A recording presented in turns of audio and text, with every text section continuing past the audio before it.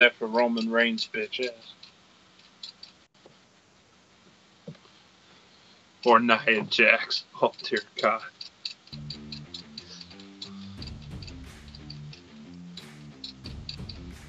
Yeah.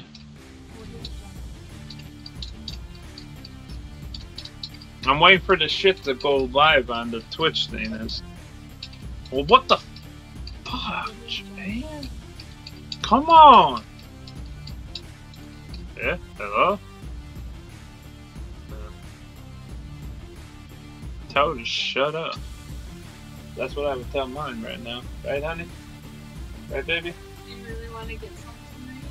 You know I'm getting... If you're going to say, get some in the background, then I'll start talking about it, too, then. I mean, God. There it goes.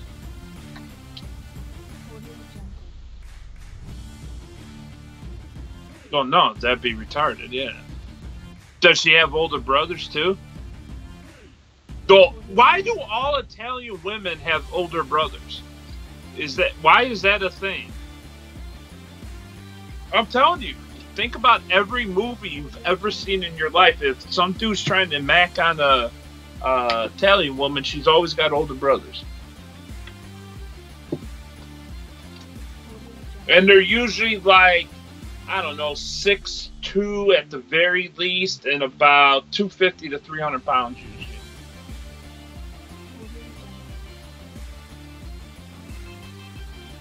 What? If you're hearing something, you could hear my fan. I got a fan on in the background. Shit. My woman ain't talking nothing right now. She thinks she can beat me in some of these mobile games that we're getting competitive with. I've been crushing her. Every game I download, I just been beating that butt. Yeah, because he's a jerk. I'm a jerk because you suck? How's that work? You're supposed to let your wife win. Why? Because it's anything fair to do. You never let me win at anything. I know, So why? that's different. Oh. She been playing this one mobile game for a couple weeks, right? I downloaded it, and within 2, maybe 3 days of playing it very sparingly, I broke her record. But I didn't break her record. I crushed her record. And then today I played it one time, the same game, and then I doubled her record. And now she's mad. So then we moved on to this different game, and I got 35 levels in on it, and now she's trying to catch up while I'm doing this.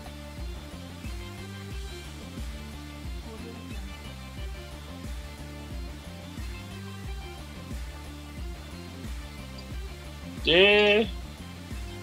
I'm still looking at starting soon. Is that what I'm supposed to see?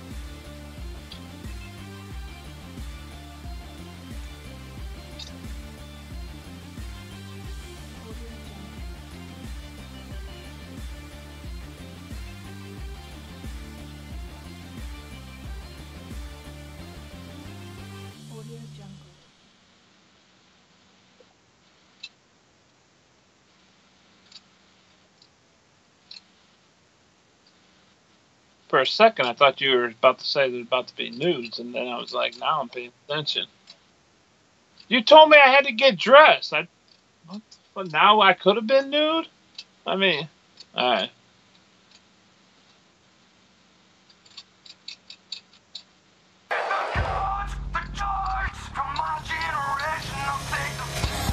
Oh shit, I'm gonna have to turn down the TV. That's gonna get loud real quick. Oh, it's already muted. Never mind.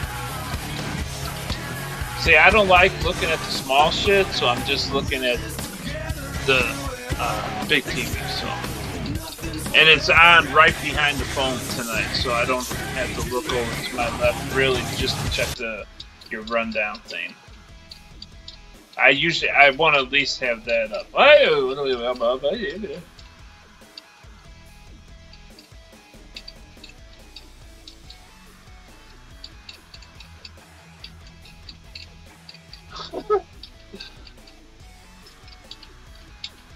Well, why am I not in frame? What's going on? Okay, there we go.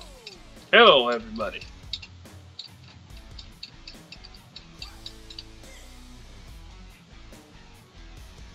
Huh.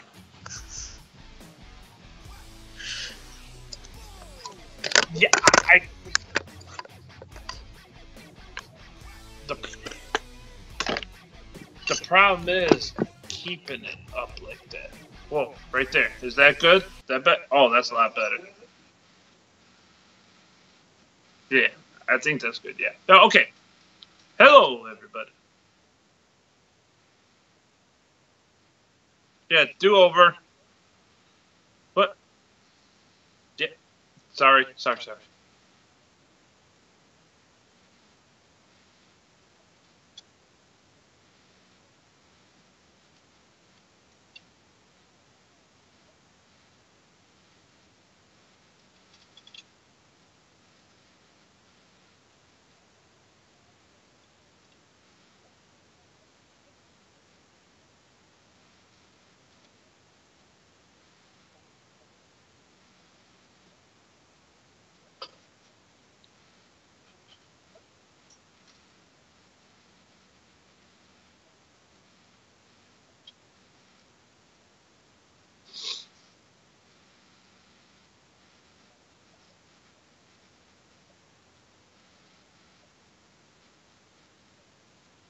Yeah, I got a couple weeks till 39, so I know how you feel there.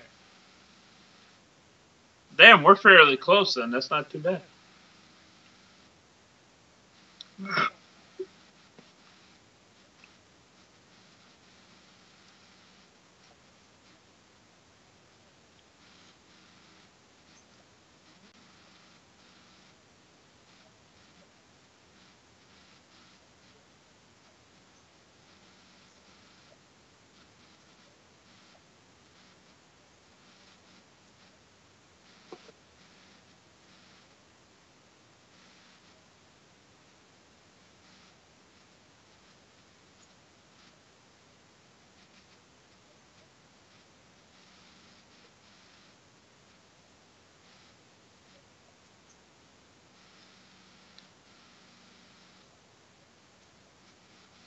And my Twitter is exactly the same as you see on your screen right there.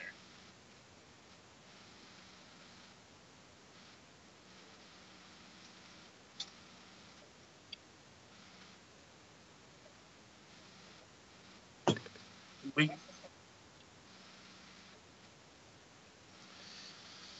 yeah, they flip flopped this week.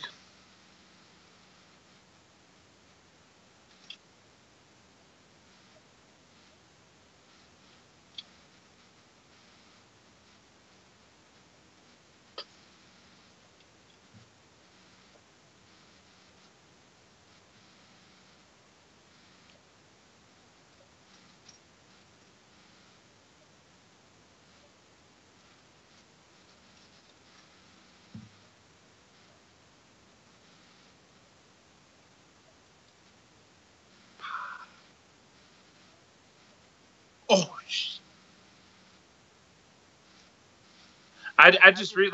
I just realized I didn't make my list this week. I'm gonna have to do that on the fly. We're gonna do that with the chat later on the fly. Yep.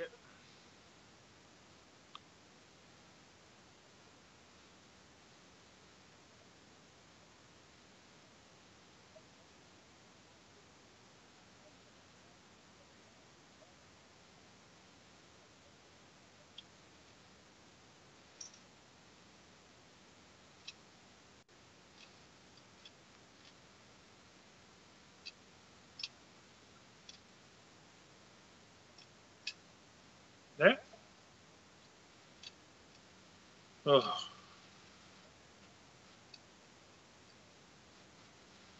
Yes, it's nice to definitely nice to see that he's finally getting the time he deserves, man. It's been a long grind for him, for sure.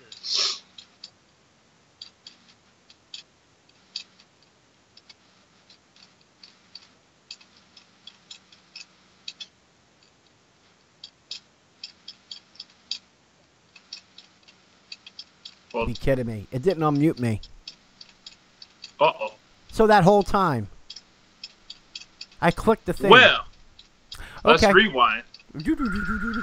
Hi, everybody. Welcome to the Go Home Wrestling Show. I'm your host, DJ. Alongside with me is D-Shep. I'm going to have to do this and post-edit now. Yeah.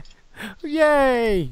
We're what, So, 2 minutes in and I already See, wrapped it I up. could have showed up naked then. You Nobody could've. would have You could've. even known, You could've. realized what was going on. Okay, here we go. First things first, intro. We 3, talked. 2, 1, go. Yes. Follow us on Twitter if you're not. When we're not live, he's DShep1979. I'm Wrestling_Go. Second announcement, we'll go on iTunes starting the first week of July 7th. If you want to listen to us in audio form and not watch us, you can be able to do that. I'll give you all the info, and follow us on Twitter because I'll give you the links to where you can go into there and subscribe starting July 7th. Also, if you have a creative wrestler and you want to be a part of a universe where we pretty much download your character and we book your character. If you want to join our WWE 2K18 universe, you can. Just, again, our Twitter, Wrestling_Go, and DShep1979. Make sure you send us a message saying you're interested in joining us, and we're going to start that in the first week of July as well. Give it a little bit of time to get people to join. Okay, now that we're back, week in review. We discussed how Raw and SmackDown completely flipped around. Last week, Raw was on Memorial Day. Of course, they're not going to waste their good stuff on a holiday show. SmackDown was the better show. This week, complete opposite. And like we said until I figured out the mic was off, was that Elias started the show, and I loved the fact that they started the show off. Like how they started SmackDown with Miz TV a few times. Who better than to start off a show with Elias? Yes, definitely. It's been long overdue. He's just got the it factor. Plain and simple it factor, and it's nice to see when they actually start pushing the guys with the it factor, not just the quote unquote, Cena wannabes. Yeah, and I like Elias. There's a lot of character there. I love that whole, like, the singing. It was like, it kind of feels like that Jeff Jarrett feel. It feels like the Road Dogg, when he first, came around. I like that. I think it's even a step up from that. I mean, this is just polished off beautifully, where he's amazing at what he does now, but he could even be a face. He could be a heel. It really doesn't matter. The gimmick is just that over. He can pretty much ride his coat. I can't think of the word. I'm brain farting right now. I know what you're saying. Bad start tonight. No, that's okay. It's okay. But you know what? I get what you're saying now. But you know what also reminds me of in a way? Because you guys insults the audience. We haven't seen this in 15 years. Remember the Rock concerts of 03? The Rock concerts WrestleMania 19? Especially when he flipped the script and started doing a few of them as a heel. That was hilarious. That's what I'm talking about. Exactly. That's what it reminds me of. That. And even though it kind of feels like that, but it's still original. It's an original character. How he just floats around and plays the guitar. I think my favorite interview with him being involved was when he interrupted Jericho's interview, and he made the list. He just walks by playing the guitar like nothing. Oh, like I'm the not first interrupting month anything. he was on the roster, all he was doing was playing the guitar in backstage segments. It was hilarious. Yeah, and it's awesome. It was a great way to introduce him. I feel, they hit or miss on things. But I think what they would try to do, they were waiting for the perfect time to give him the push. You see that he was building. They were giving him those mini segments so he could really speak his mind, really work on his craft. I think he's working the crowd perfectly. And here they are. They're going to give him IC title. Now, real quick, on a side note, because it does involve him, and we'll get into this next Saturday, of course, with our predictions with the upcoming pay-per-view on the 17th. Do you feel that he's going to walk away with the IC title? I think if he does, it's not going to be clean. I think there's going to be somebody like something unexpected, like say a Dean Ambrose return and screwing Rollins, like something unexpected. You can't see a guitar shot. I don't think they're going to have him win it clean. No guitar shot. Okay. Okay. I get it. Because I was thinking about this.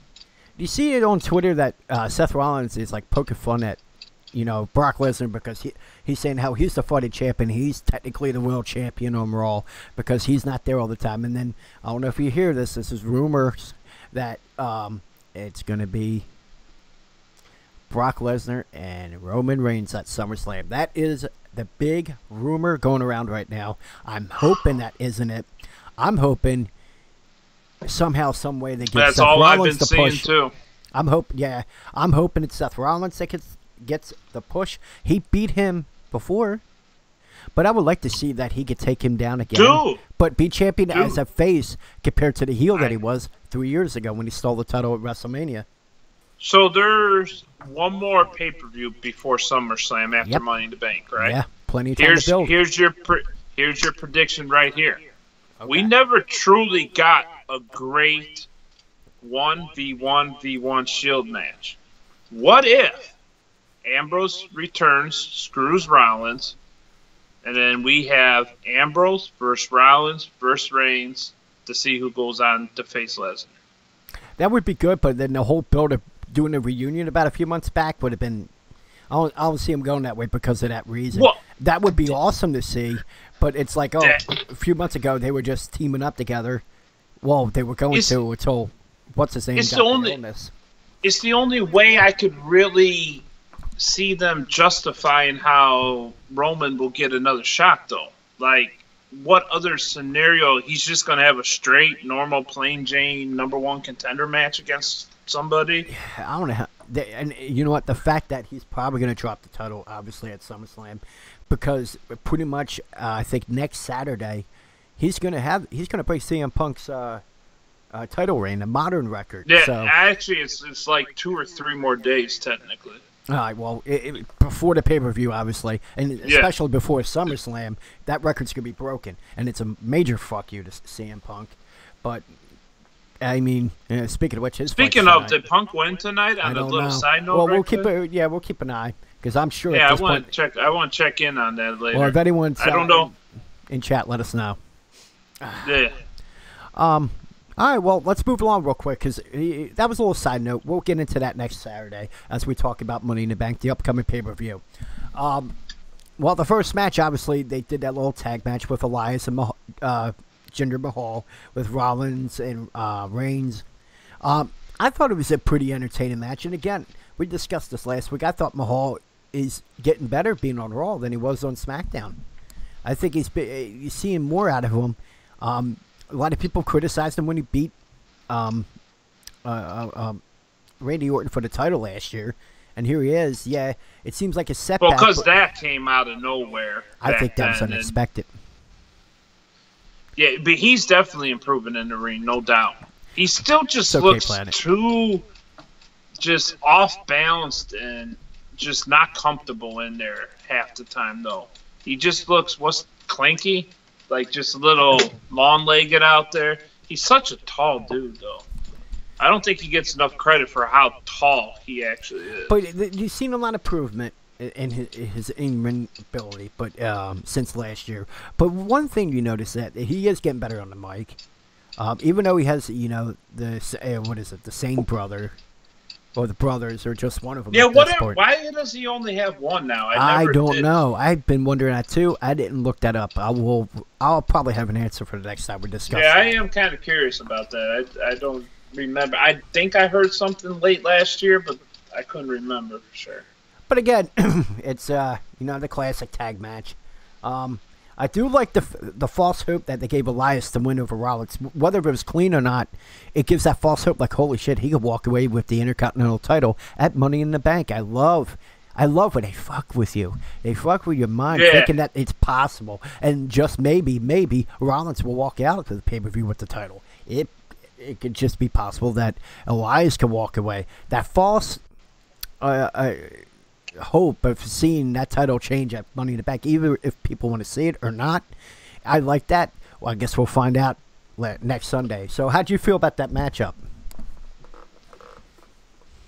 The matchup itself was nice to see him actually pick up the pin, obviously. I just hate seeing Roman put in there with guys that are so over like Elias and Rollins. To me, it just seems like they're just continuously trying way too hard. On a side note, though, I was just thinking when you said, you like to get your hopes up sometimes, like, oh man, he's not going to really get it, is he? You know what the biggest mindfuck ever in wrestling to me was? Do you remember the one year where they made it down and they made it seem like Santino was going to win the Royal Rumble? Do you remember that? Were you watching? That was like mid-2000s at least. Yeah, or late, actually. I know that was in that dark period for you, but I was still checking in here and there. He spent almost the entire match under the ring or outside the ring or something. I forget who was the last guy that year and who won it that year. But he snuck up from behind him and dumped him over, but then he caught himself. Santino was celebrating. The guy hopped back in and threw him out. I was like, me and my wife were screaming. I was like, they're going to let fucking Santino win. But it reminded me, it's nice. Mind fucks is what wrestling in a nutshell was built on. Yeah. And that's missing a lot now. It's all about playing with people's minds. It's all about, you think one thing's going to happen and they're going to completely swerve and go the opposite way. That's the way it's always been. That's why so many people, dislike the whole Roman push, because there is no mind fuck there. It's just not even genuine. They're just pushing. You know what it is. Yeah. Oh yeah. And there's no unexpected element to it. Mm-hmm. So I think it was unexpected in 2015 when he got that tunnel shot at WrestleMania. That would have been unexpected if he would have somehow beat the Beast. But they went unexpected and had Rollins cash in the Money in the Bank, which I think is probably the best way to do it, if you ask me. But okay. Well, in a nutshell, though, you enjoyed that match. But one thing, did you notice that they were talking up Reigns the whole match?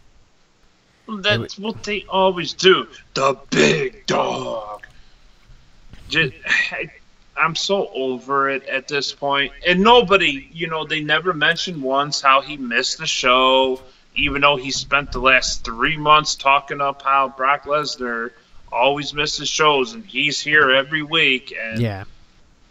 It just seems double standard. And it is. We all know it's a double standard, but when it comes across that way in the broadcast, to me, it tunes me out. I'm not interested no more. I just like I rather like the natural reaction, the natural build. They're just forcing this. What's wrong? Money rules the world. Smile. Here you go. There you go. Okay. Sorry, I had a little sidetrack. No, it's okay. Money rules the world. Damn you, woman. All right, so we went on to that tag match, which was pretty good. Then we went into this match between Bobby Roode and Braun Strowman.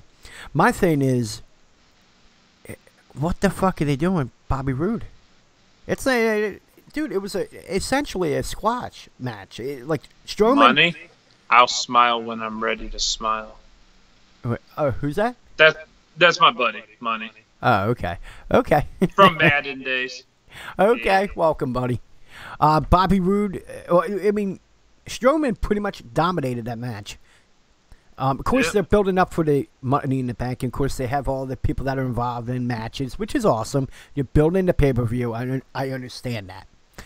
And it's like, again, the false hope that, all right, if he beat this guy, it's possible he can win the Money in the Bank. But what did you feel about, like, the Strowman-Bobby Roode match, where it was essentially a squash match for Strowman? Disinterested, to be honest. I mean, it's the same old story. Like you said, there's no... What guy out there can Strowman even fight every week on Raw that you would even think has a remote chance? He can only fight big... Really? Lashley? Yeah. Yeah, we got to save that for later, remember? Yeah, well, yeah, I know. But that's one guy I feel could. Yes, but how many times can he face... Yeah... But Lashley's not in the Money in the Bank match, so you can't fight him yet. But here's the thing. Strowman, they're going to keep a good guy, a good guy, whatever. Mainly for the fact that because it shows weakness. And if you have a guy with that stature, If he's going to be the face of the company, which it looks like it's going to be, they're really building that guy. It's a natural one, too, unlike Roman Reigns. But the fact that, if they keep him a face, there's that weakness. So it could take a demon Balor or someone like Seth Rollins that could beat him because, hey, he's not that strong guy because when you're a heel, anything goes. When you're a face, there's certain limitations there. So I just don't know if I see them putting him in with guys like that though right now. Well, we'll see. I don't know. We'll see. But the thing I don't like is like Bobby Roode. He killed in NXT. And let me remind you, he was a main event guy in fucking Impact. I try not to curse too much because I know. And he was kind of killing it on SmackDown too. To be honest, getting the U.S. title, drop that. I bet they regret moving him to Raw. I think so too. I think they might shake up. It's gone bad. Yeah, it's not doing good for him, and he's such a tremendous talent. It hurt his. It's hurting his run in the WWE. Could it help him to team up with somebody to maybe get in just like a mini feud with Ziggler and McIntyre? McIntyre would be a good one to get him back into it. I see that. At least if you get a tag team thing going on, then that way you can get a single match Ziggler against Bobby's partner. You can get Bobby Roode against McIntyre. You can have some straight fire matches there. But yeah, just throwing Roode out there with Rollins and Strowman and any other big Roman, it's just a waste right now because it's just not going anywhere. I could see it going. I could see him going solo with McIntyre because you could build him up coming over to Raw. You could repackage Drew McIntyre. I could see it happen. I could see just a solo thing. I get what you're saying with the tag team. Feud. Yeah. But, okay, well, in a nutshell, we'll might have to do an end of quarter about Bobby Roode and how they're fucking that up. I really feel they're messing him up. And he had so much momentum going into SmackDown, coming from NXT, which was a great run there. And now he hit the wall. He hit the wall at 120 going over to Raw. And I guess we'll have to go into lawn for him with that. So, going from that squash match, of course, you had the interview segment with the Hardy Wyatt. I like the gimmick, but the next segment is why I'm excited, and that is the Tag Team Battle Royale. The B-Team. The Wokey Clap. The Wokey Clap. The B-Team. Yes, indeed. The B-Team won. And we discussed this last week in a little bit. I mean 15 minutes. How we like the fact that, Bo Dallas and, well, Mr. Perfect Son, out of all people. This is an IRS, the sons of those two legendary wrestlers. And they're great talent. They're great. It's not like they're just, they're mediocre at best, but their fathers are loyalty in the business. We're just going to give them push. No, they got talent. And the fact that they're giving them this kind of push, I think that might be possible for a world title run. I'm just saying. I think it'd be good. It's nice to see the underrated talent get a push. It's beautiful. And it's the unexpected, and here's the thing. People say, like, I saw social media. They were talking about, like, they're not getting a response. Yes, they are. I'm seeing it. They're getting something. They're getting heat. I'm telling you, if they start selling that B shirt, that B shirt's going to be sold out. Yeah, but you know what? I always said that heels, in any way, like if they're going to remain heel for the rest of their career, and I don't think they're heel anymore. You think they're getting over? I think they're already face. Yes, I do. I don't see that yet. I think they're trying to build them to be heels. I don't see them being. But you know what? It depends on the universe. They're gonna play. They're gonna cheer. They're gonna boo. It's whatever they feel.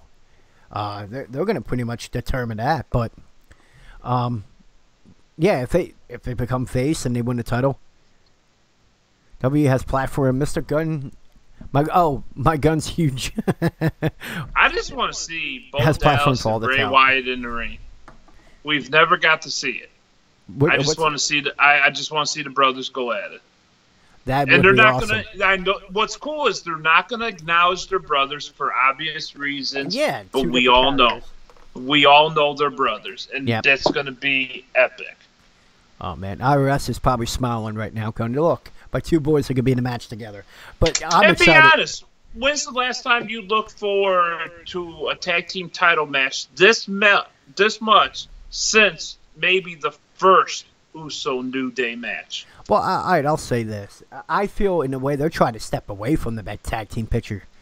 When you think about it, look what happened to the Authors of Pain. Where the fuck have they been? There's rumors that they're going to get paired up with Baron Corbin, and they're going to be his henchmen, Okay. so to speak. Okay. As part of this whole, what the hell did they call it the other night? I'm already forgetting. Constant. Oh, I can't think of it. I'm brain farting big That's time. okay. It's That's constant. okay. Rebranding. Yeah. Well, That's my gut feeling. They're going to be the hired guns. okay. They're going to be the new APA. Yeah, but here's the in a thing. nutshell. You're not. You seeing that they're trying to establish tag teams, and what I mean by that is that they're coming through is that they're not being paired up like how they're pairing up the B team, like they're pairing up, Matt Hardy and Bray Wyatt. Like these are guys that came up as a tag team and not just thrown in together. B team could turn out to be the greatest tag team, just like New Day. Yeah. Look how that came up. Like it could be something like that where they could just go the rest of their career as a tag team. But I see, for some reason, I see it in the WWE only that they're trying to step away from that tag team picture, but they're still keeping it there because it's tradition. And I just hope, like, if Vince McMahon focuses on the XFL in 2020? 2020. And if he's yep. still around, I'm not wishing anything on the guy, but if he focuses on that and still alive, I'm hoping Triple H takes over because I say this, everyone that wants to give that guy shit, look what he has his hands on. That he controls it all with William Regal, and that's NXT. Look how good that fucking brand is. I enjoy watching that every single week. And if that's what that turned out to be, like, look what he's done with that, and it's a great product. Imagine what he does when he takes over Raw and takes over SmackDown and makes the decisions. Because everyone thinks that Shane McMahon is going to be that guy. No, he already clarified that he doesn't want to be that guy. He'd be happy where he's at, and he says that Hunter is the guy that be that guy that would take over. And I was like, you know what? He comes from that old school NWA background, and that's why NXT is successful. But I hope he keeps that tag team going because it seems like they're taking that step away. But maybe the B team thing could bring it back on Raw because it seemed like it was dead for a while. Yeah, well, and they had the stuff going on with Ziggler, McIntyre. You'd have to think they're going to get factored into this whole tag team stuff at some point or another. And I could see, like I said, too, getting Bobby Roode a partner, throw them guys in the mix. The B team could literally be the stepping stone for all these teams that you didn't expect. Mm-hmm. And there's going to be some new teams built the next few months. I can definitely see that. I hope so. I mean, I'm going to keep the tag team. I come from the background where the Road Warriors, that was mine, believe it or not, was the Rockers. I was a big Shawn Michaels guy. So the Rockers was my thing. And then two superstars that you paired up together, technically, was the Mega Powers. That you saw it even back then. They kind of did that. But I like the established tag teams. The established tag teams, my first one I fell in love with was obviously Heart Foundation, Demolition. Yeah. Those were the big dogs. Yeah. And the Bushwhackers. Bushwhackers were the bomb. When they got inducted, oh my God, that speech was hilarious. Dude, they were awesome. I remember that. It's that area. Like, I hope they don't step away from that. They got to keep that going. I always was a fan of tag team wrestling, but they also see it more than, it's not whether people are interested in the tag team matches. It's we could just pay 2 guys to do a match, then 4 guys to do a match. You get what I'm saying? Oh, exactly. I think that's what why it is. That's why tag teams are filled up nowadays with so much mid-card stuff. Yeah. because they're not making those big salaries like you're speaking of. Yeah, exactly. Next Hall of Fame honoree, Undertaker. Oh, that would be awesome. That would be awesome, but I don't know. He hasn't really officially stepped away. Like, he's going to be doing, they announced it this week that he's going to be doing Madison Square Garden in about a month. He's going to do a house show. First time in, I forgot how many years. Which is kind of funny when you think about it, though. And then we'll go on to Raw again. The fact that, it's funny how, like, Madison Square Garden, where they were built, like, the first WrestleMania, 10, 20, how many SummerSlams, a couple Royal Rumbles, like, that was the mecca for WWE wrestling.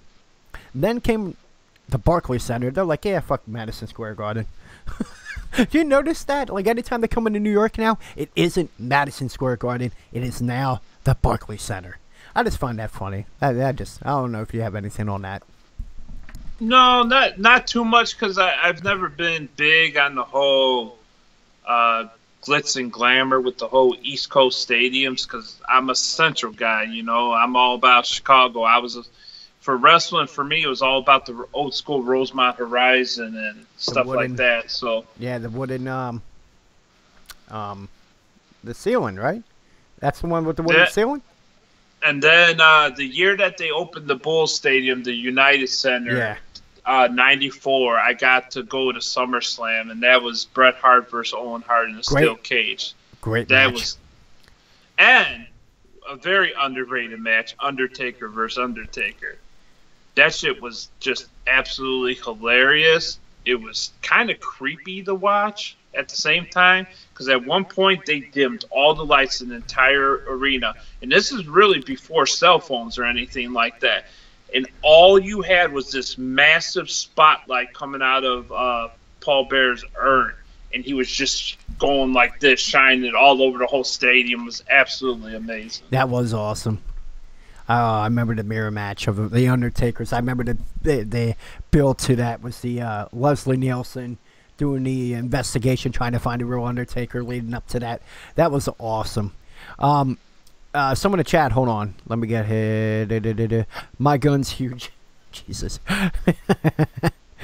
Well then. Yeah, he says revenue. 40,000 versus like 60K. Yeah, I get that. It's the same reason why they did a show in Saudi Arabia. They were probably paying more to go over there. Oh, they were paid a boatload of money to go over there. 200 million to go over there and do a show. 200 million. I wouldn't walk away from that. And I wouldn't. No. I wouldn't.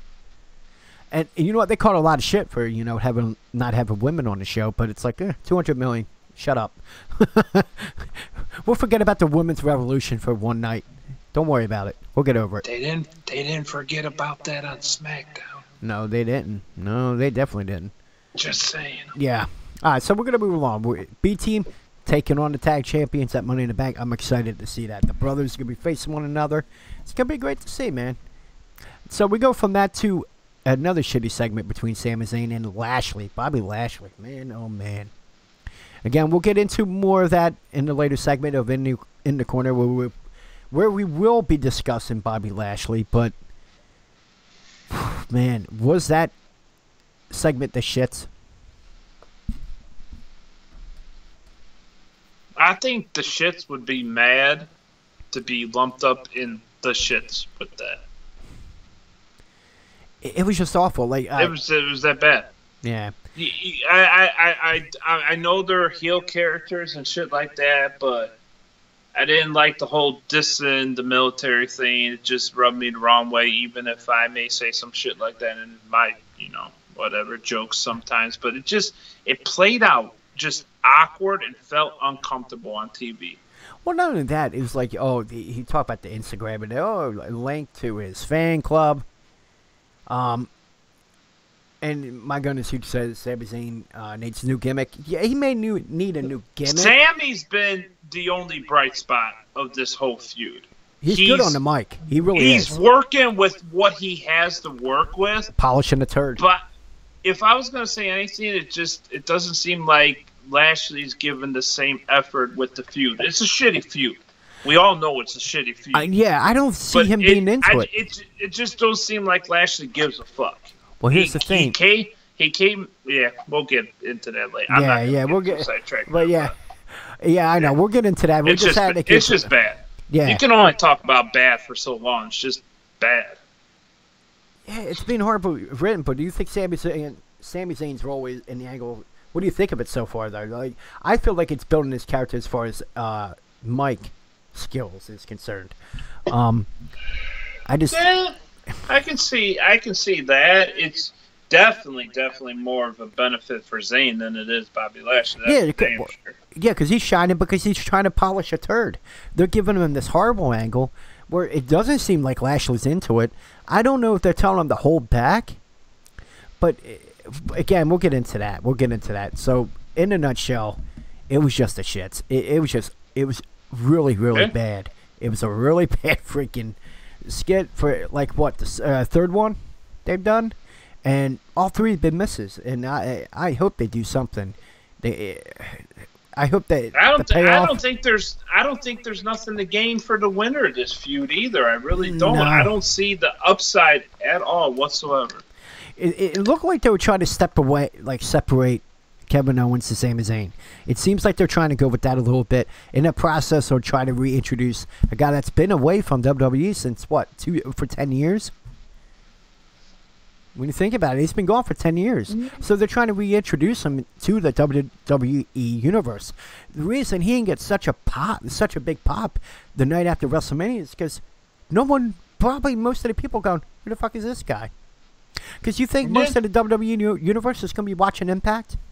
That was young at the time, the last time he was in the WWE. Like anyone that's like 17 or 18, they were 7 years old the last time he was in there. They probably didn't even think it. Do you even remember that? Remember, he was a main event guy back in WrestleMania 23, the big match with our president and Vince McMahon. ECW, yep. Bobby Lashley's like Brock, not putting time shows he cares about.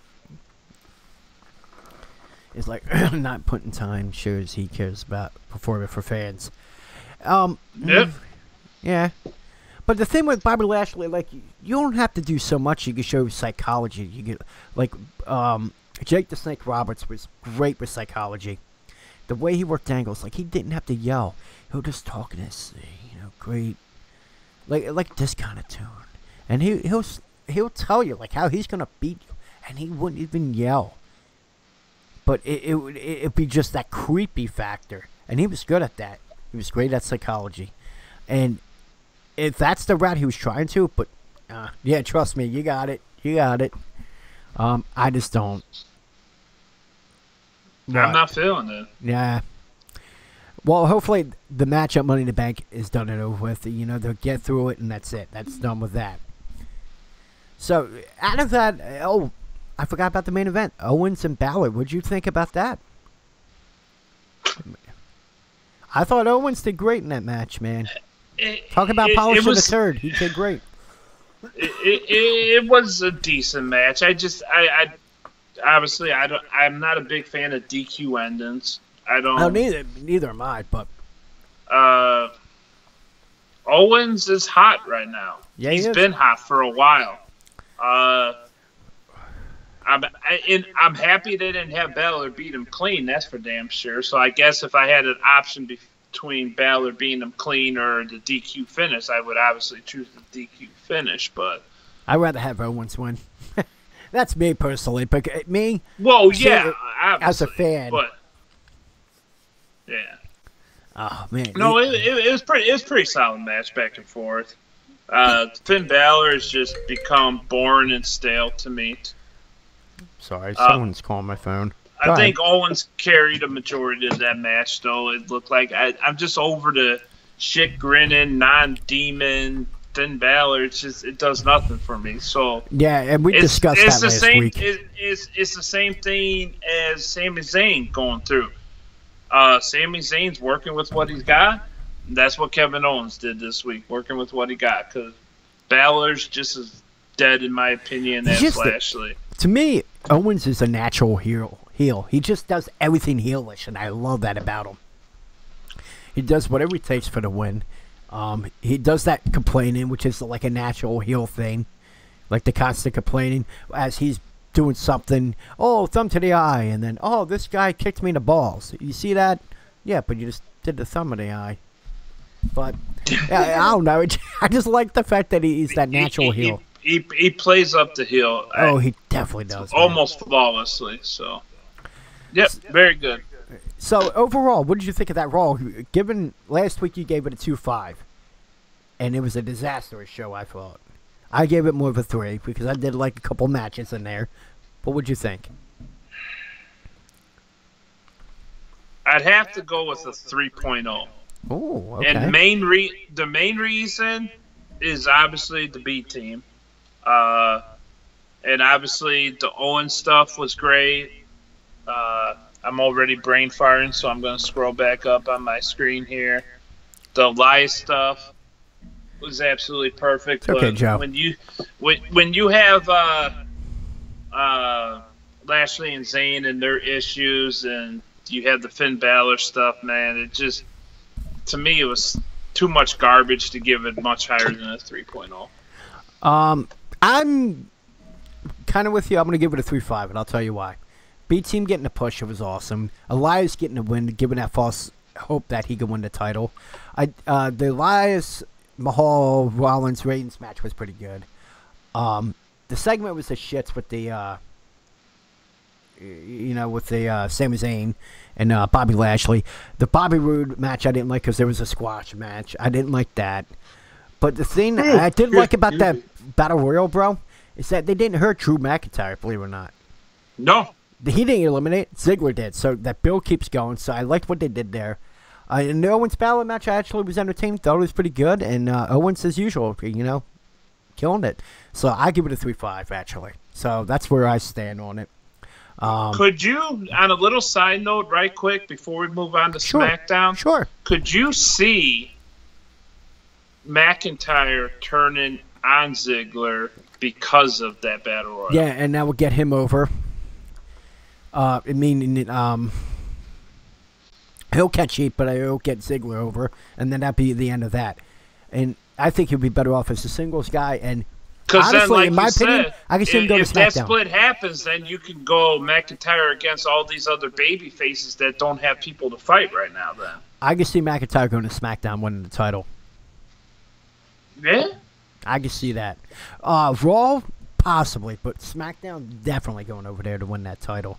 I can see him a world title in this future, very near future, within a couple years. I can see they're building up.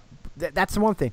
There's some characters they're just like they're not building right, and then you got this guy you're building up perfectly. They're doing it right. Yeah, the McIntyre stuff has been damn near flawless. Yeah, it's a right build. They're doing a good job of that. So we'll see where that goes. Speaking of, I hear a lot of people shit on his music. I don't think his music's that bad at all. I think it actually fits the character. Yeah, it does. I don't see anything wrong with it. No, I've seen a lot of people bitching about that on the internet, bitch about everything. Twitter, and some people just want to be negative. You know how it is. But speaking of negative, here we go. Here we go. Good segue. Well, and then we went from a good Raw to a shitty SmackDown, in my opinion. I, of course, don't like to be the negative guy. I try to be optimistic. I damn near just throw the rating out there right now. I'll tell you right now. It's an episodic show. 52 weeks out of the year. There are going to be some bad shows. Like Raw was bad last week. I think they got better this week. Of course, SmackDown was the shits. And there was a couple things I did like about the show. The Harper Carl Anderson match was pretty good. And again, it's that false hope. You know, it almost was like the matches, if you looked on it on paper, you were like, these are the matches that are going to be good. These are the ones that's going to suck. And it was actually the opposite for almost the whole SmackDown card. Yeah. The Harper Carl Anderson, very entertaining. I liked that Carl Anderson got the roll-up pin. They won. Yeah, but did you have any expectations going into that match? Because I sure as hell didn't. Not for Anderson, more Harper. Harper, I could see being a singles guy eventually. Like Drew McIntyre, I could see him in the title picture. He's got that. Dude, for a big guy, he's got a lot, man. He's got it all. I've seen him, and it's like, he's got everything. I love what they're doing with the Bludgeon Brothers. I see them breaking him away eventually, him going single, and I see a lot of success with him as a singles wrestler in the future. Oh, definitely. But Definitely. but with the match for Anderson, I mean, Anderson did a good job, but Harper, obviously, I felt was the better wrestler in that match. It was a very entertaining match in my opinion. And the fact that we discussed the false hope that maybe the Bludgeon Brothers might drop the titles at Money in the Bank, that you had Carl Anderson to get that victory, we'll go into Money in the Bank thinking, oh, they might have a chance. How do you feel about that? Like, Shock factor is definitely means something. There, yeah. But yeah, it gave you some hope that they have a chance. Do you like it when they do that? They go that way?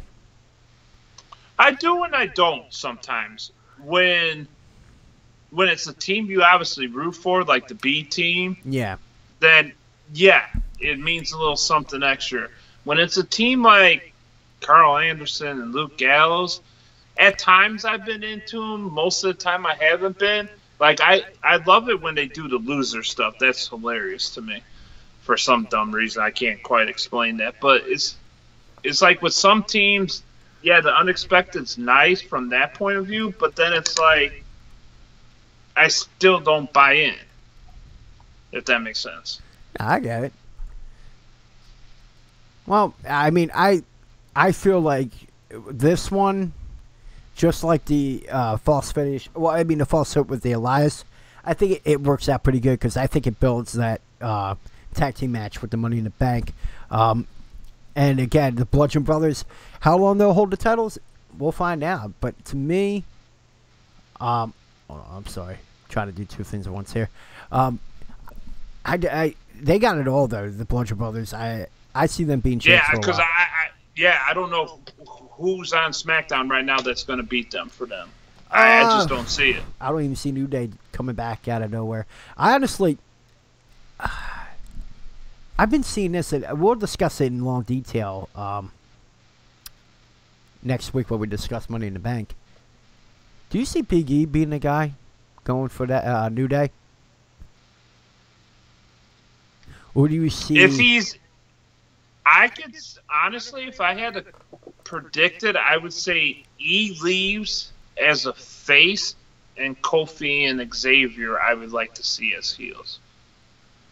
I know that might be unpopular, and most people would think, oh, with up, down, down gaming on YouTube, all crazy and that, they stick with them guys as faces. But I don't buy into Big E as a heel. But I think the obvious move, though, is to keep Kofi and Xavier together and Big E. How it goes on his own. I don't know in that scenario who ends up being the face or the heel.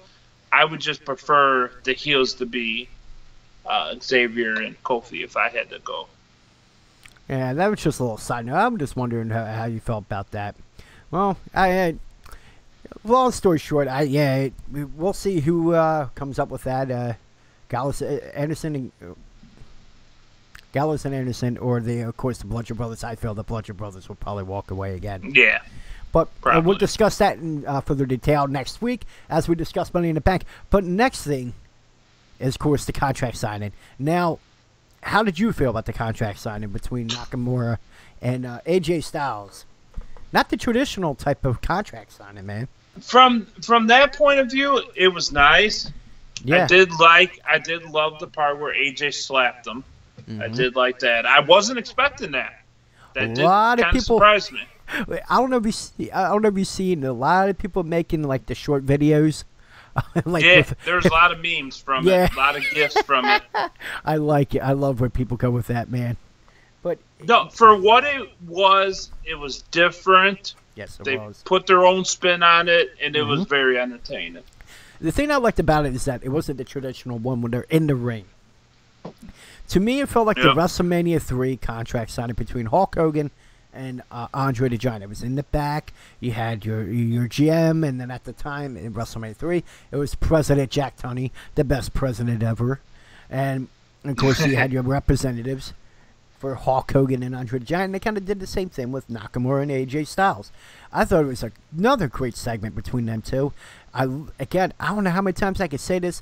I love Nakamura as a heel. I just love it. I love that it's bringing more out of him. He's able to do more, and I think it fits him better as being a heel than as being a face. Oh, most definitely. And great angle.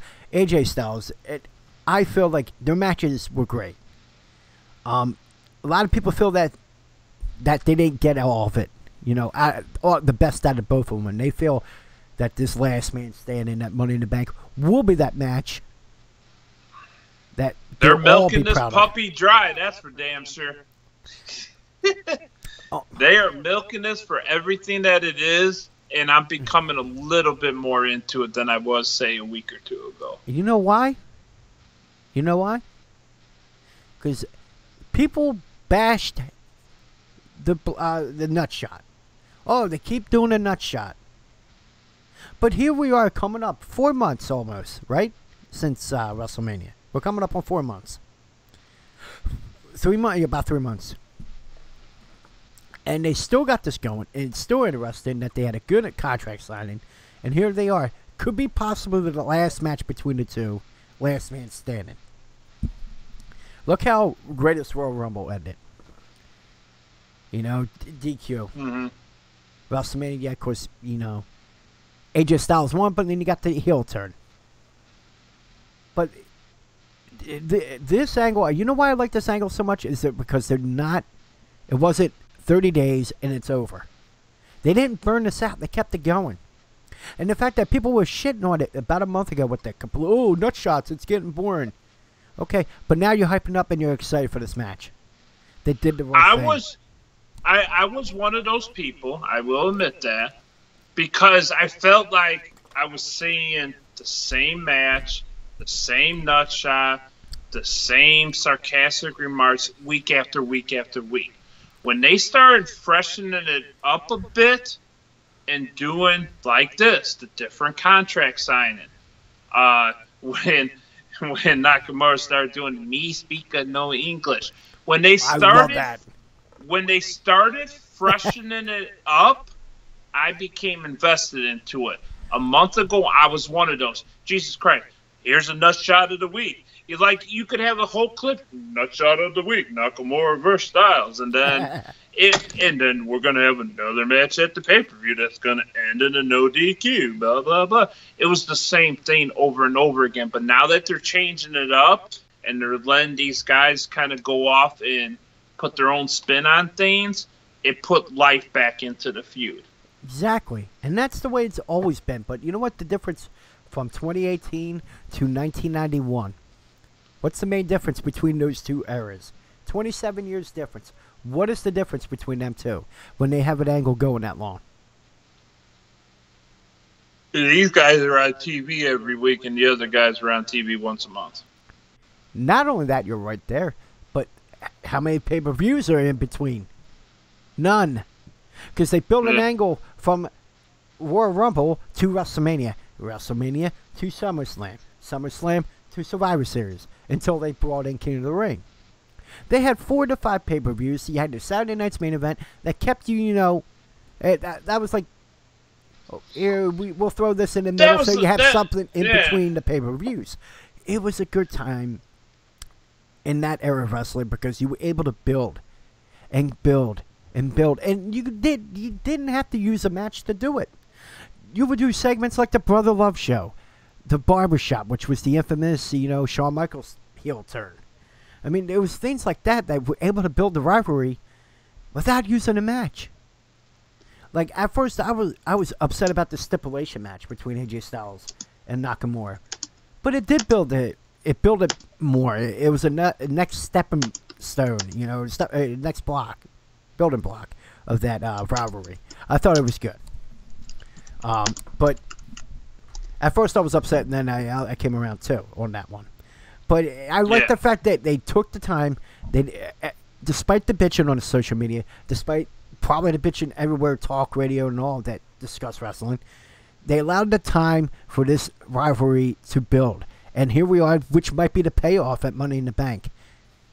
people just gotta let these things, stew a little bit. Like, you gotta allow it to, cook up a little bit. So by the time it gets to, 3 months in, look what everyone's talking about. They're excited for this match now.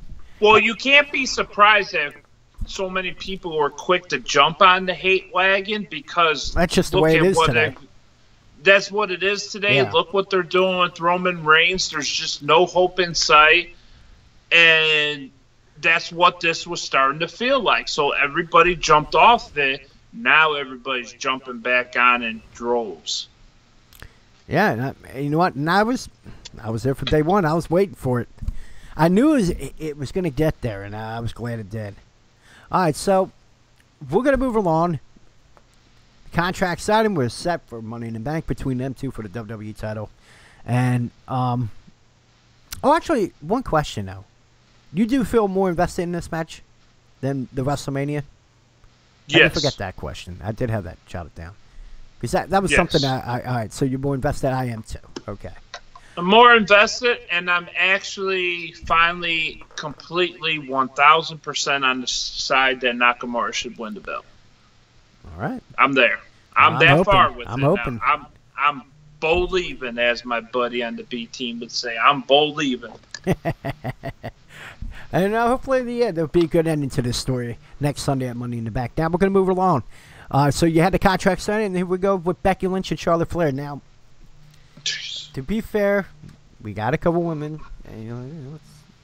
Let's be 2018 here, okay? I actually watched this match, and I got to say I was entertained by it. I really was. I know that they weren't doing much with Becky Lynch.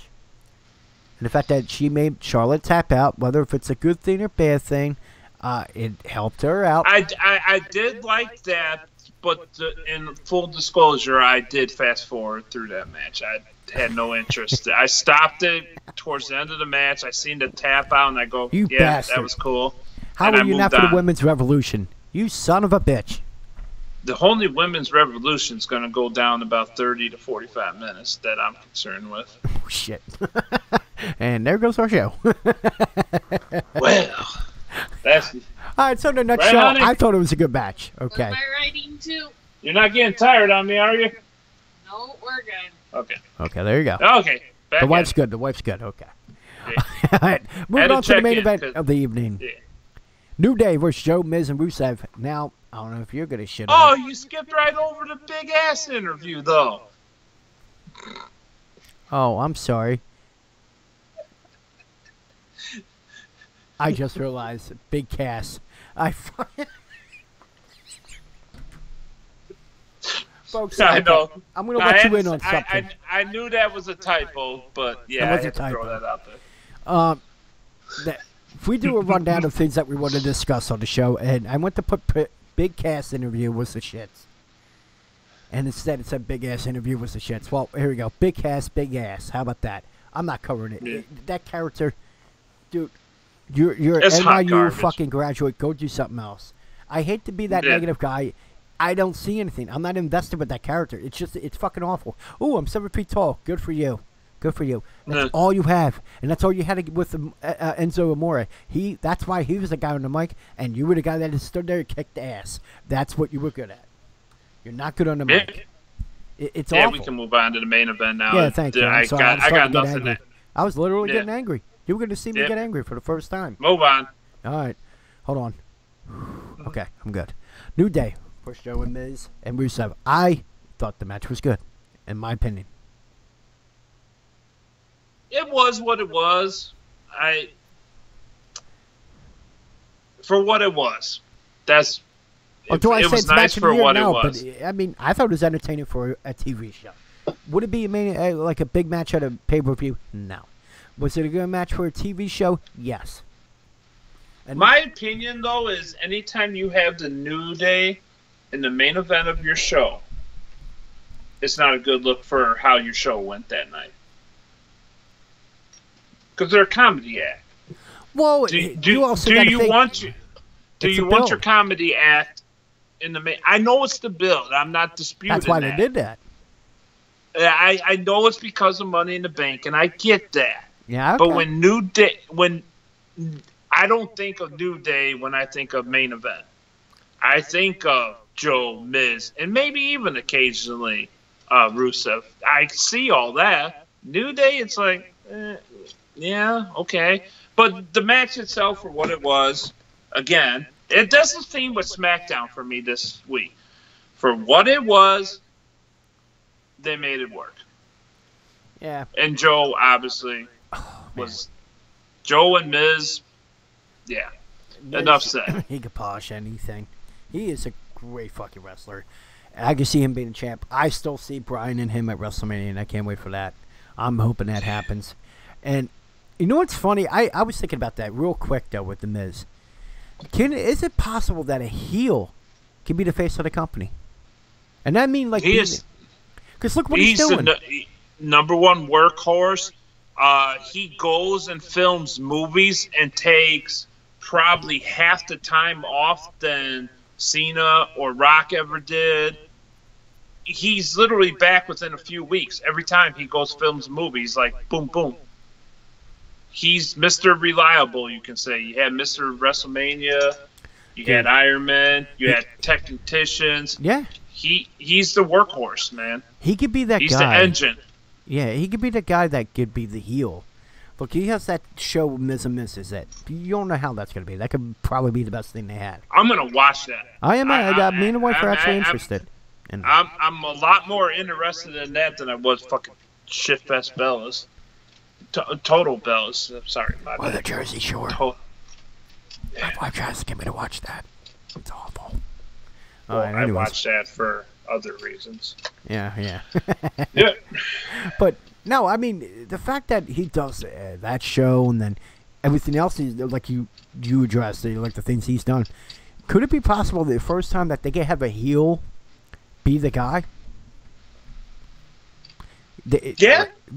I do hope they give him another shot with the world title. Oh, they're going to. It should have been done years ago, in my opinion. With the talent he has. He needs to have the world title again. Yeah, I can see him have the title a couple more times, and before he finally departs. But the way he is, the fact that he's gone this long, and how many times has he been injured? None. Exactly. And even though he went off on that Talking Smack segment saying that exact thing, the fact that he is in good shape at mid-30s, he's about our age. He's like about 34, 35. Only means one thing. This guy could probably push 50, and he could probably go to about that. You notice that? Look at guys like AJ Styles. Look at guys like Samoa Joe. What's that common factor between all those guys? They're in their late 30s, early 40s. And here they are still performing as good as the guys in their early 20s. It's just a new era in wrestling, because back in the day, we would look at Greg the Hammer Valentine at 35 that's old as shit. And here we are, we're looking at guys at 40 years old, and they're doing better than what they were doing at 20 years old. They're hitting their prime, and it's awesome to see. And it's good to see that wrestlers would go later in the years and see what they look at Jericho, actually. Definitely. Look what he's doing. The guys in their 40s now are 10 times more athletic than the wrestlers in their 40s from, say, 10 or even 20 years ago. It's insane. Definitely. Yeah, they usually had the pot belly. They were done. PEDs. Huh? PEDs. Yeah. That might have... No, I don't think any of the guys we mentioned are... They're just workhorses. Yeah, dude, it's a different time in professional wrestling. And this is why, like, in a way, like, everyone's talking about CM Punk possibly coming back.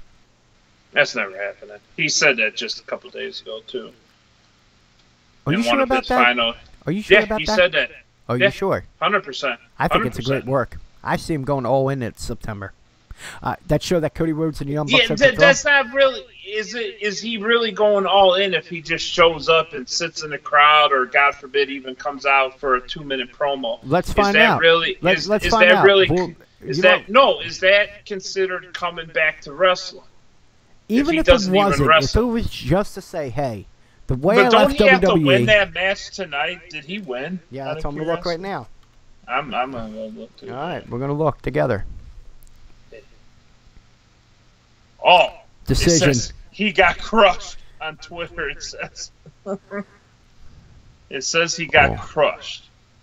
Wow. Yeah, he got banged up.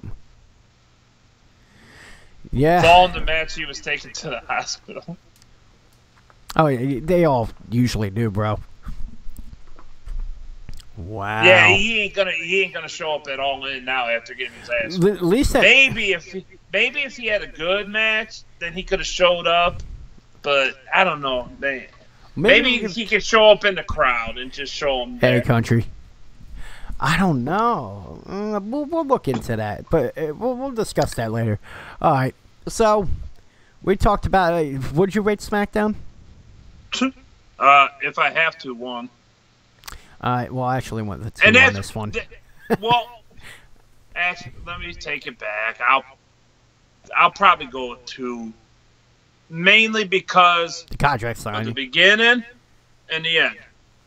Everything else was piss break. Well, it was contract a very signing was long- good. It was a very long piss break this week. Well, yeah, the contract signing was pretty good, though. Well, that's what I meant. To But me, you that had was your more beginning, the the middle, and your end. And Yeah. everything in between was so. I enjoyed the Becky Lynch match with Charlotte Flair. Yeah, I didn't pay attention to that one. Hello? Sorry. Yo, what? I Yeah. thought I was getting. Sorry. Thought I was being called on. Uh, Anyways, so now we're going to go. The week's over. Now let's give our opinions of our top 5 on this week's edition of the list, ladies and gentlemen. And since D-Shep didn't do his homework, I'll start it off I this didn't week. I didn't do my homework. All right, I'll start it this week, okay? Ready? Number 5, I go with Braun Strowman, and with that squash match that he did against Bobby Roode. I mean, he's still on that hot streak. They stepped him away from that tag team matches. He's doing great as a solo guy. That build to his, I think he's going to win the title at WrestleMania. So this week, I'm sorry, Strowman, but you are number 5. Number 4, believe it or not, New Day. Oh. Yeah, Oh. and I'll tell you why. They got the win. You but, just- they got to win against 3 guys. You just punched me in the gut with that. Who did they beat? Damn it. Hold on. Who did they beat? I don't know. No, I'm just kidding. They just beat 3 big guys of The Miz. Jones. I know. Okay. So I'll stop now. that's why I went with them. Number 4. Number 3, Becky Lynch, making Charlotte tap. They were doing nothing with Becky Lynch, and here she goes in a match with Charlotte Flair, making her tap out. You put Becky Lynch 3? Yeah, Whoa. yeah. That's That's okay. a big thing with a person that wasn't doing nothing. Yeah. And hold on, because the second half of this list is that theme. Number 2 is Elias. That constant build, and here's the payoff of possibly winning the Intercontinental title. And another fantastic show and another good match for him. And thus is why I put him at number 3. There you go. Oh, number 2, I'm sorry. And number 1, of course, rep the shirt, my friend, the B Team. Yeah. Guys that were pretty much, they were dead. They were dead prior. When they were the Miz Taraj, it was okay. But it wasn't them, okay? Now, they got a shot at the titles. They won the Tag Team Battle Royal. I'm excited to see that. There you go. Boom. Yeah, we got it in there. Cheap Yeah. plug. What? Oh, the shirt. So, no, I'm sorry. Someone was calling my phone. So, the B Team gets number 1, in my opinion, this week. So, Strowman, New Day, Becky Lynch, Elias, B Team. What do you got this week, my friend? I'm actually going to work a little bit off your list, and I fully 1,000% agree with 1 and 2. So we'll start by list at 3 because you hit the nail on the head with 1 and 2. There is no debate, in my opinion, on that.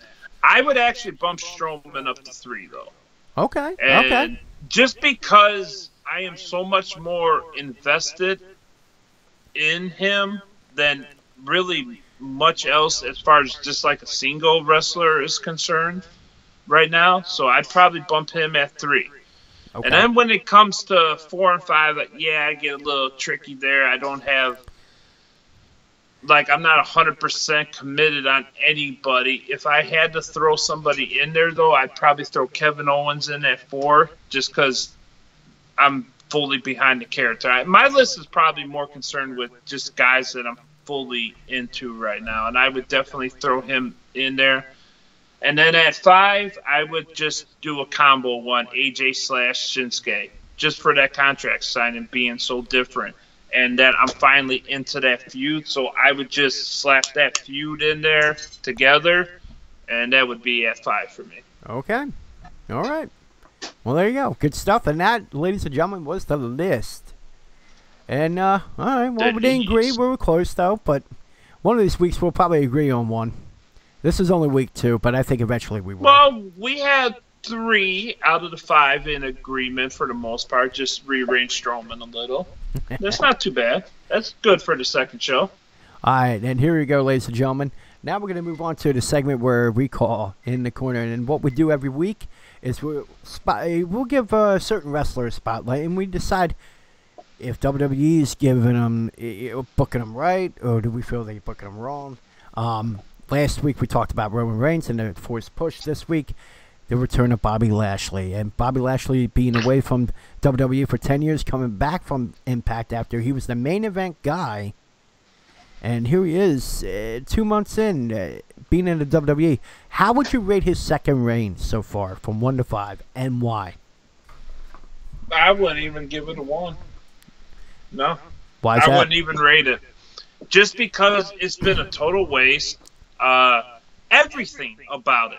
The look. He came back, without the headband. He'd been rocking the headband for 10 plus years outside of WWE. Pretty sure he was rocking it his last 6 months or so in WWE back in the day. Came back with no headband. That was odd to begin with. Yeah. Then the theme song, just absolutely atrocious. Okay. And then, like you said, the crowd. No one knows who he is. And they tried using his old nickname when he first came out the first couple times. After coming back, they called him the Dominator. Yeah. That shit fell flat. Oh, yeah. Because, again, no one knows who he is. And the people that do know, they forgot about him. Everything about him falls flat. Okay. Flat. All right. And the only hope that this man ever has to be successful is a heel turn. Otherwise, it's just, he's a fish out of water. I'm with you on that. He has the look of a guy that's dominant. Like, I'm looking at the graphic you got on the screen right now. It's right 2 inches in front of me, practically. He looks like a pro wrestler, but he's not. He's just not. I'm not into it. Oh, you might not be into the character. I think he has something wrestling-wise. How do I rate Bobby Lashley being in WWE? I agree with you with giving him a 1.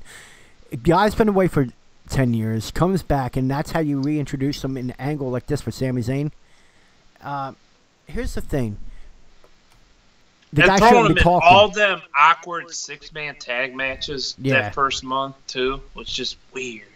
Well, here's the thing I say about that, man. Bobby Lashley is an ass kicker. This guy is an accomplished MMA fighter. He's in the same route. He was also a wrestling champion, a collegiate wrestling champion. Like who? The Universal Champion. If anything, I would have built something. Have a little mini chase for the title. If anyone realistic, at least. Well, that is realistic. If anyone could beat Brock Lesnar, no, I agree. Yeah, it would be him. I would have saw a mini build. I thought I was going to see a mini build of him getting that title. Because if it isn't Braun Strowman, because I feel he's not ready yet. He's getting there. WrestleMania will be his time. I said this last week. It would be a disservice. Pardon me. For that man to get that title any sooner than WrestleMania. That would be his time.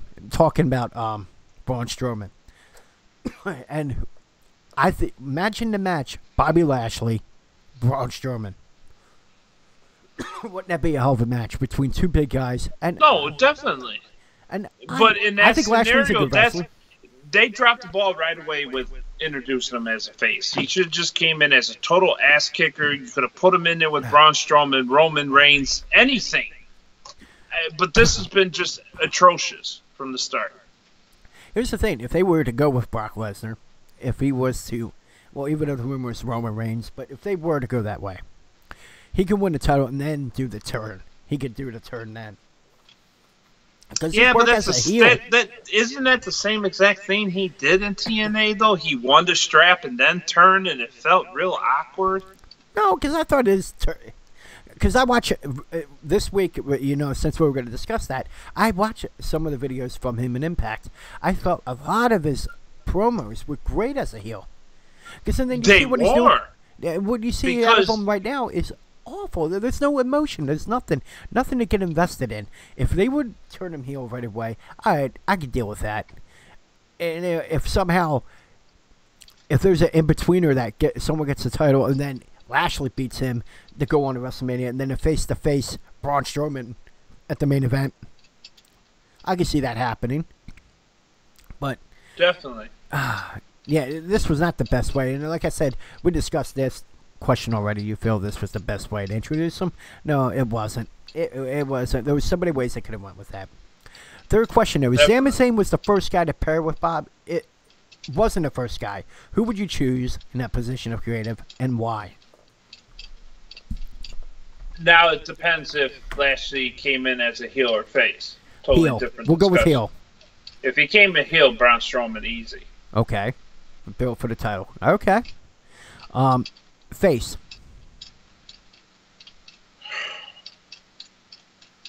Lesnar. That's how I feel. The build to Lesnar. I don't know if he could have went straight for Lesnar. SummerSlam? Well, you know what? Kevin Owens then.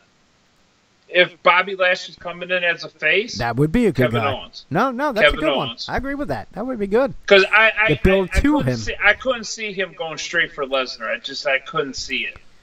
So I could see him and Owens having a good feud. And then possibly go on to Lesnar. Speaking on that, you know what? If they went, oh sorry, I had something in my eye there. That might look awkward. If they went with Kevin Owens instead of Sami Zayn for this feud, much better feud. Okay, there you go. Now, we discussed this kind of already, but out of the whole Raw roster, do you feel it would be more believable that someone with Bobby Lashley's background could take down the Beast? And we discussed that already. I feel he can because they're both collegiate wrestlers. They both were successful in the MMA world. Even though Bobby Lashley was Bellator and Brock Lesnar was UFC, they still were accomplished MMA fighters. You can't take that away from them. And again, I feel he's probably the best thing as far as taking down the Beast. I do have a theory how they can still pull it off. All right, hit me as far as building towards, because obviously Lesnar's more of a face than a heel. Yep. But I want to say for this that I'm considering Lesnar a face. Okay. Mm-hmm. So in my scenario, this is what I would do. I would build Lashley getting fed up with his place on the roster, and I would have a match with Kurt Angle. Okay. I would have, and that's how you can set up the turn. That he just gets fed up, he goes apeshit, beats the living piss out of Angle. They have a match at, let's say, SummerSlam, and then if Strowman or Reigns fights Lesnar at SummerSlam, and you're not going to do Lashley and Lesnar, then you could have heel Lashley go up against Strowman or Roman for the strap. Okay. That's one way I could see it. You don't necessarily have to have a match between Lashley and Kurt. You could really just have Lashley just beat the piss out of him, and then next thing you know, just work him into a match with Lesnar somehow, possibly, and then have him face Angle at a later pay-per-view later in the year, maybe. But I'm just trying to think. We need to get the man to be in the heel. I don't know how to get there. I'm grasping at straws. And one idea would be just to beat the piss out of Kurt Angle. All right. But I think I'll send that off to WWE. I think they may be setting up Baron Corbin for that instead, though, which I'm not exactly a big fan of Corbin and Angle. But we'll see what happens. Yeah, we'll see with that. But you know what? We'll clip that. Constable. That's the word I was trying to think of earlier. Baron Corbin's the constable. Oh, There you go. You got it. Okay. Came out of nowhere with that one. Well, I'll click this and send it off to WWE. We'll see if they go with it. Final question for the In the Corner segment tonight. Do you feel it was a smart move for Lashley to leave Impact and go to WWE? What's up, Great One? It was smart, but he regrets it every day. I'll tell you. I personally think if he knew what he knew now, he don't leave Impact. Unless the money was that great. More than just money, bro, and I'll tell you why. Okay? What competition does he have now in there? I mean, you got Sami Callihan, you got Eddie Edwards, but anyone else? Well, you had Eli Drake, but he's got 1 foot out the door now. Yeah, I know. And we see that. It's the inevitable. Yeah. So, you see it how I see it. Like, I think it was a wise move for him to come over there. It's just the reintroduction to the WWE universe is what fucked him. Yeah. So he had no choice but to leave too, in a way. Bobby Roode left. He fought with him. EC3, he fought with him. He left. He fought with everybody that left. He had no choice but to leave too, in a way. But I bet, I don't know. I don't think he'd be very happy if he knew what he knows now 4 or 5 months ago. Well, I guess hopefully. My final question for you, real quick, just a real quick answer: is it too late for, fix this? Is it too late? If they don't do a heel turn, yes. Okay, all right. I feel they can switch it up in time, and they can rebuild that heel turn eventually. The guy worked great as a heel. Let's keep him that way. He did his best work as a heel over at TNA Impact.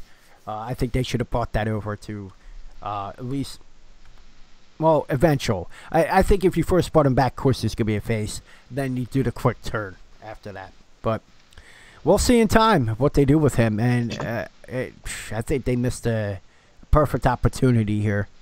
I sent you something on Twitter I want you to check out before we move on from this. Okay, so you know. Let's see. Sorry to do it in the middle of the thing, but I didn't know if I should say that out loud or not. Oh, wait. I don't see... Twitter DM. Yeah, I saw what you said. Well, it's been 90 minutes already. Oh, okay. I want to do it just. That's the thing, you know? I want to do it just. Unless you think we got time to get it in. Yeah, let's do it real quick. Well, right. Going into the final segment tonight, ladies and gentlemen, the best of the best tournament. And this is something for you guys to get involved. You guys can vote with us. And we're going to, tonight's topic, best of the best on the mic between the current WWE superstars. And as you can see right here, we got John Cena against one of the B-Team guys, Curtis Axel. Samoa Joe against Elias. Seth Rollins versus Kevin Owens. And then The Miz versus Dolph Ziggler. Okay, now we got our first matchup, and people, you can vote. You can vote in chat. Okay, first matchup, John Cena, Curtis Axel. I mean, how is that even? It's like well, a shitty basketball team that was lucky to make it into the tournament going against Villanova. Okay, let's be honest. But even let's be honest, who's still on TV right now and who's not. If we're going off overall package, a guy that's there every single week, then yeah, I would say John Cena. But he's not around right now, so I'm still going to give the edge to Cena just because of namesake. But I would say if, like, in your comparison with college basketball, I say this ain't no blowout, though. I'll give it like a 10-point spread only. Well, I'll go with Cena. I don't know if anyone else in chat feels the same way. I feel like people can hate him. The guy's great on the mic. He went up against The Rock 5 years ago, or 6 years ago, and look what he did. I mean, he is great on it, but let's be honest, the stuff with the Undertaker wasn't some of his best work, though. I think that was forced. It was just Yeah, well, yes, but old Cena from The Rock and before The Rock was much better than the Cena of the last 2 years. Well, his prime was probably 2010. Yeah. I think so, and now he's towards the end. He put his time in. He's been in the WWE for like 16 years now. Before that, he put his time in the independent scene. I think he's going to wind down. But yeah, 2010 was his prime. But I still feel now, even back then, he was always great on the mic as the rapper to what he is today. I go with Cena. So obviously, you vote for him. We'll move him along right now. John Cena. Oh, I clicked the wrong thing. Oh, Jesus. There you go. And he goes on. Now, you got Samoa Joe and Elias. Now, Samoa Joe, when he first came into TNA, he wasn't a guy that spoke a lot. Then eventually, when he got the world title, he started to speak more. Then he goes through NXT after years of being through TNA and Impact. And you really saw something different with him is that he got better on the mic down there. So when he finally made it up to the main roster, look what he's doing today. Most definitely. If I'm looking at this, though, as great as Samoa Joe is on the mic for his character, Elias just has the crowd eating out of his hand, though. And when I think of guys that are best on the mic that are maybe missing that something in the ring, Elias has that little something extra mic. So if we're going from like an overall superstar, I'm probably going Samoa Joe here, hands down. But being that we're just talking about the mic, I'm going to give the edge to Elias on this one. I agree with you. Okay, despite the fact that, what's the main thing about a promo? Build your story. Also, get people invested. And people can be invested when they're responding to the guy. It's more than just a catchphrase of walk with Elias. At that moment, he's got him, in the palm of his hands. And he will shit on their town and then immediately get him back, 2 seconds later. 2 seconds like later. Nothing. He flips him from hating him to back to loving him. Just like that. Yeah. Right there. I give it Elias, too. There you go. Now, Seth Rollins, Kevin Owens. Man. Now, Kevin Owens, Kevin Steen. This might be the tightest matchup of the round. It's going to be hard. But the fact is that Kevin Owens, Kevin Steen always had that good mic work. I've seen some of his promos on Ring of Honor. I've seen his promos and Pro Wrestling Guerrilla. I'll tell you right now, the guy's always been dynamite on the mic. Then you got Seth Rollins. Wasn't the greatest. I saw his Florida Championship Wrestling where he kind of, he was okay. Then he went through NXT and then he worked his way up to what he is today. Incredible on the mic. But even though you get, like how Elias, you could really get the people on your side, and obviously Seth Rollins could do it. But have you seen anyone that could really make you hate a person as much as Kevin Owens right now? No, but and I mean hate. I have seen Rollins on the mic as a face and a heel, and I have yet to see, obviously, Owens on the mic as a face. So and there is that. I don't think we will. We probably won't ever. No. I think he just remains to be a heel. I think he's best at that. I'm torn on this one because he is so good as a heel.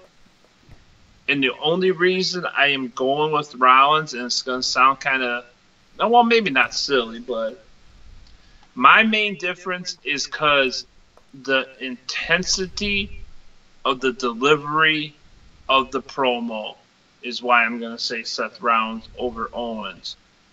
But if I had seen a little bit of face with Owens, it might be enough to put him ahead of Rollins just in my eyes. But for this one, I'm going to go Seth. Okay, and I agree with you. And like I said, yeah, you didn't want to.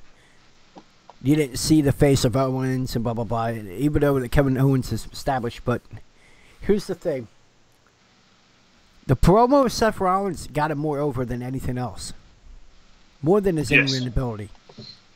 Yes, he really built his character. His intensity, like I said, of his promo delivery, is only matched by one other guy. And we're about to talk about him in a And few here minutes. you go. So Seth Rollins moves on. Now the final matchup is The Miz versus Dolph Ziggler. I don't think that's really much of a contest, but Dolph is pretty good. Dolph is good.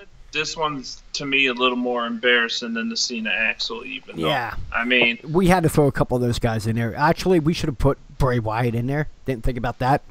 But, again, yeah.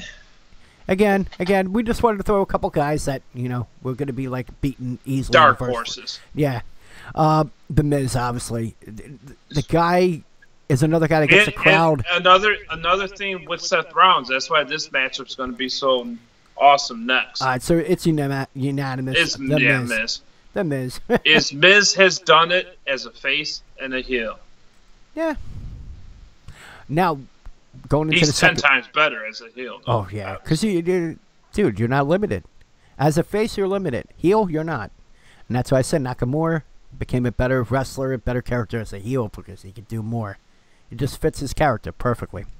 Anyways, all right, we're going to move on to the second round. You got John Cena, Elias. John Cena, Elias. You got legendary to potential legendary. I have to give it to Cena, in my opinion. I'm going Elias, and the main reason Wow. I'm going with Elias is because he's hot now. If we were going on all-time career, best of the best. Is this best of the best career, or is this best of the best right now? Well, then if that was the case, we couldn't have Cena in it. But when he does come in, he has an impact when he talks. But the main reason, and I know I'm with you that it was forced with Undertaker, but Cena's most recent work wasn't that great. So that's why I'm going Elias. So right. this one we're going to need a tiebreaker on. Yeah, now, if anyone's in chat, please. I'm with you. Cena's great. All right, so we'll skip that for the moment. You. Okay, we'll skip that for the moment. We'll see if anyone in chat wants to agree. Cena or Elias for that one. So we'll go on to Seth Rollins and The Miz. Man, is that a matchup that's going to be hard to decide. But, I mean, think about my question to you out of those two guys. Who's really built their character better on the mic? I mean, the opportunities that they have gotten over the years. You can say in the short term Seth Rollins, but in the long term The Miz. Because Miz, when you say The Miz, is The Miz more well known as a wrestler or on the mic? To me, he's the complete package, but he's more known for his mic. Well, he is. He's more known for his mic work. And I'm telling you why I'm going to go with The Miz on this one is because this matchup is more even in so many ways. We could probably talk about it for hours.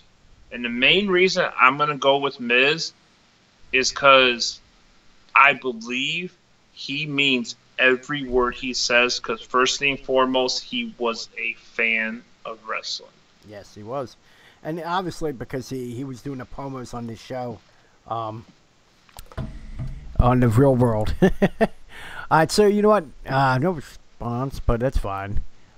I'll go with Elias with you. I'll agree with that, okay? Well, even so, I just want to throw this out here. Okay. And this, if we're going to compare Miz to Elias, let's just do two separate comparisons. Okay. Yeah. Miz to Elias, Miz has never lost a step. Like, everything has been fire on the mic since day one. Mm-hmm. Never slowed down. I'm going with Miz. Oh, I'm with you on Miz, now, here's where the curveball comes. If we're going right now, I'm going with The Miz. But if Okay. I had to pick between Miz and Cena, I would actually go Cena. Yeah. But the fact you said the shits was WrestleMania, so you went with Elias. I kind of I was with you on that. So, Facing the Miz in the finals. if it wasn't for the Undertaker stuff, Cena would win this for me. But that was the decisive factor for me why Miz is winning. All right, I'm with you on that one. Hey, you know what? Not bad for the first edition of that, of the best of the best.